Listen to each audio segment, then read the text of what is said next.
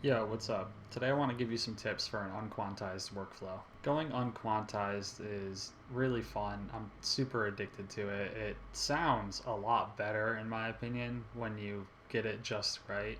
You don't need drum pads for this or a MIDI controller. In fact, I own drum pads, but I still use my typing keyboard. I think it's a lot more responsive. So the first thing I'm going to do is decide what tempo I'm going to write in. I'm going to write in 70 BPM today, and I'm going to select the metronome on. I'm going to put down a pattern. So now when I press play and I listen to the metronome, I'm going to try to come up with the rhythm in my head. So I'm just going to beatbox a rhythm to myself to get inspired.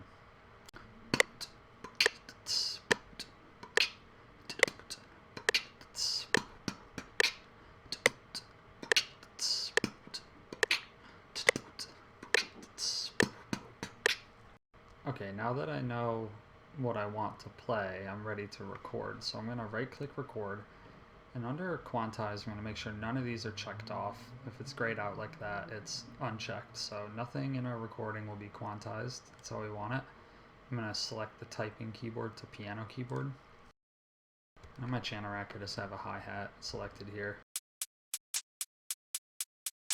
This is me just tapping on my typing keyboard, not using a drum pad, and this is where I'm going to record my MIDI data into, and then I'm going to spread it out over the drum set. This is really important before you record. Press F11 or go to your audio settings, and then go to your buffer length and put your buffer length as low as possible. This is going to give you the lowest latency, which is going to make our recording more accurate. Now, before I press record, I am going to stretch out this pattern quite a bit. In case I don't get it right the first time, give myself some extra room to get it right. Make sure this 3-2-1 is checked so it counts 3-2-1 before you record. And press record, do notes and automation. Okay.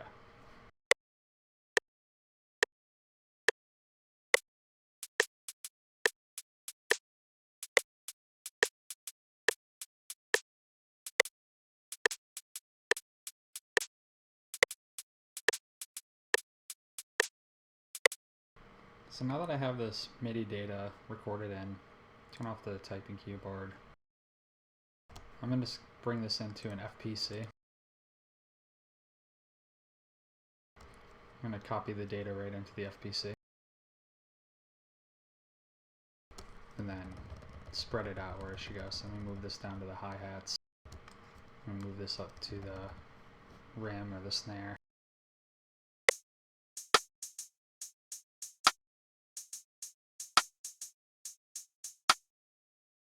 So this is just a simple FPC preset that I have. So before I worry about the timing of all this, I'm going to drag out the instruments so they are layered in a way that makes sense.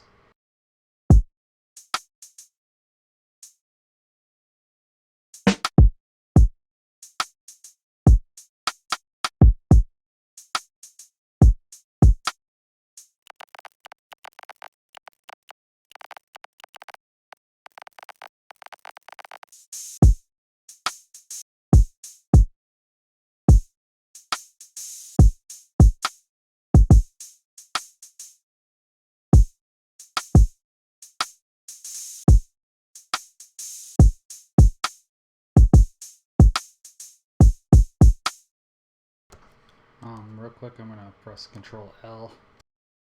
That's going to stretch everything out so the full sample plays and doesn't get cut off.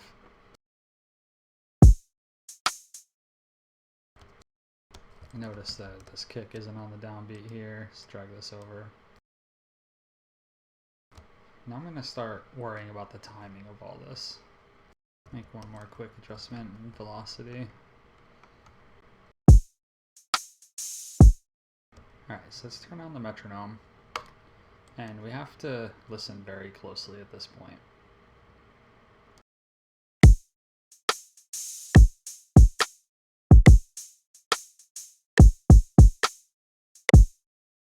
You hear that beat right there, and you can see it on the grid. I really don't like to feel influenced by the grid, but you could hear how the metronome came in early. So I'm actually going to go view grid color. I'm just going to turn this thing right off so I'm not influenced by it at all, because we want to be loose, but we also want to, you know, be in time with the metronome. One really cool thing, is actually my favorite part about working on quantized, is you can drag in like a wallpaper, a PNG file. You just take something like this and just go.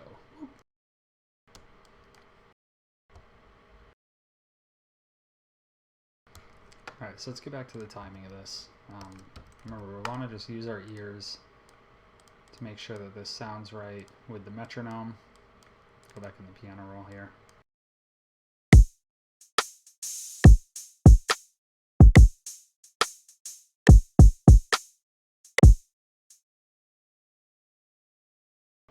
At this point, when we're adjusting our timing, you can turn snap to grid to none. I normally keep mine on line, and I just hold Alt when I'm moving notes, and Alt will turn the snap off as long as it's being held, so it can move freely.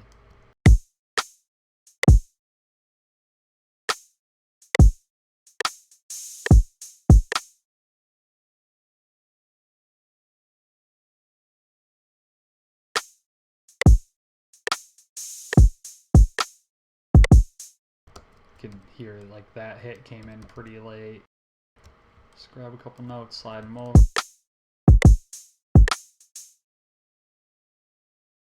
We're just using our ears here.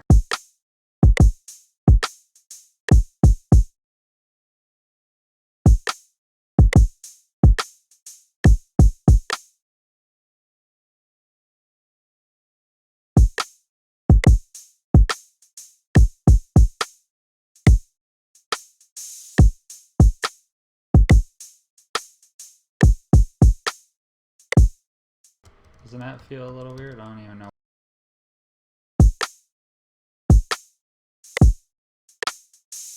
I think it feels a little better on the open hat though.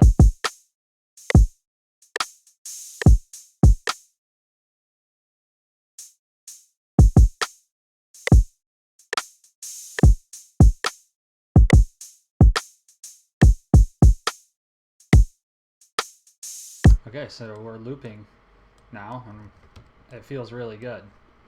Just gonna keep making some fine adjustments in here.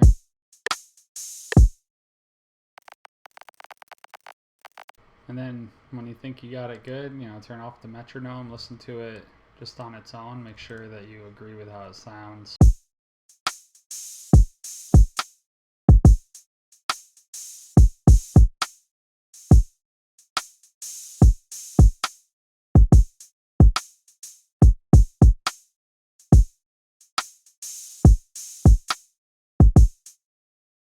Seems pretty good to me. One thing that I would look for is what's called a flam, and that's if like your hi-hat and your rims don't hit at the same time. Like you see these two, they're offset. So I'm just going to go in and make this minor adjustment here. So we'll just clean up the sound.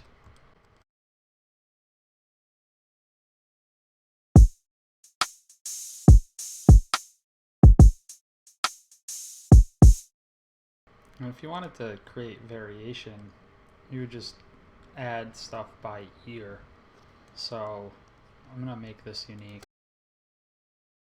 Come in here. Like maybe I'll move this kick over here. Maybe I'll give this 2 kicks right here. Be cool to use the chopper or something here. So let me get some chops. So there's 8 evenly spaced notes. Let me just like align it.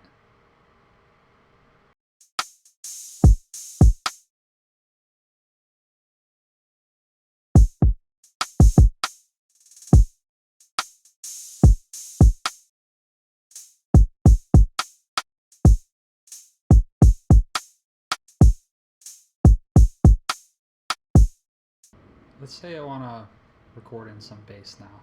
I'm going to get a new pattern here. I have this 808 selected from Flex.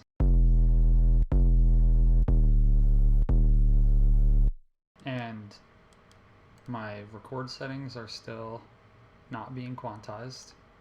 So we'll select record, notes, and what I'm going to do is, because I'm not super good at playing keyboard, is I'm just going to tap in the rhythm of the bass that I'm hearing. I'm going to worry about what notes that it's hitting afterward. So I'm going to play one note.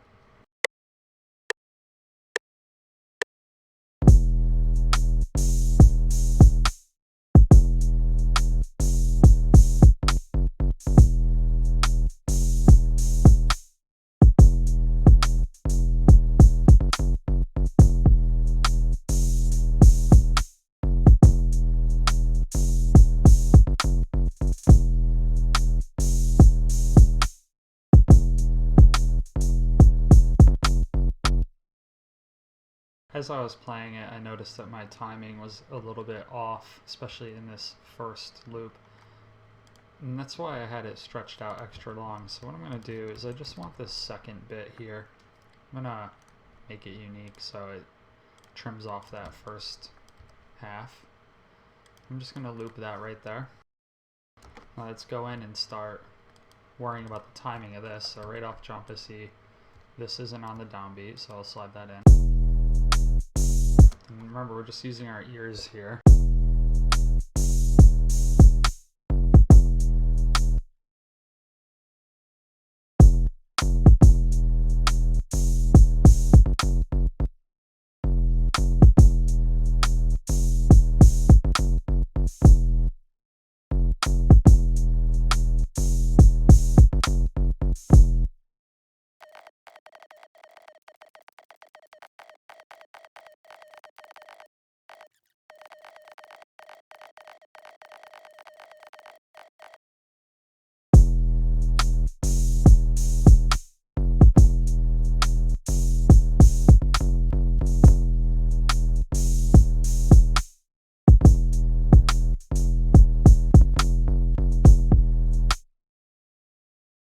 So now that I'm satisfied with the timing, I'm going to start worrying about what notes that I'm playing.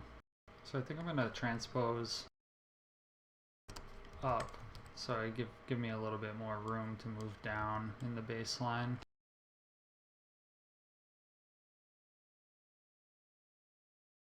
And I'm just going to slide some notes around in this same timing.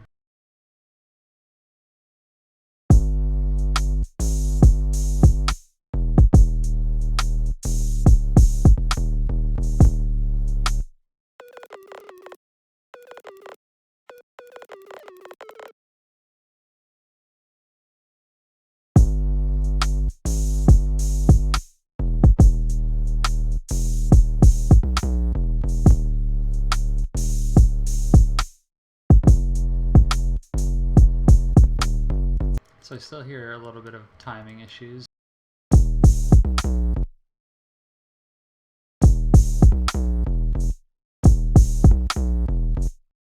But I think you guys get the point. And since we have these perfect loops, you know, you could stretch out an entire song. You know, get some like melodies in there, write them the same way. Unquantized, write the song, you know, mute the drum track, just like you're writing any other song, you know, except now it's unquantized within the context of this loop. Okay guys, that's gonna be it. I hope that this video was inspiring and instructional. Like I said, I'm totally addicted to this workflow. I'm really happy that I've developed the technique for it and realized that it's actually not very difficult. I do have a bit of drum experience, so that helps with my timing, but I really think that everybody could pull this off. So this is a track that I wrote this week with this unquantized style workflow, and if you made it this far in the video, I really appreciate you guys. My YouTube has been growing at a speed that I didn't predict, even though it's, 300 subscribers. I'm still really happy with that, so thank you everybody, and enjoy the tune, and happy producing.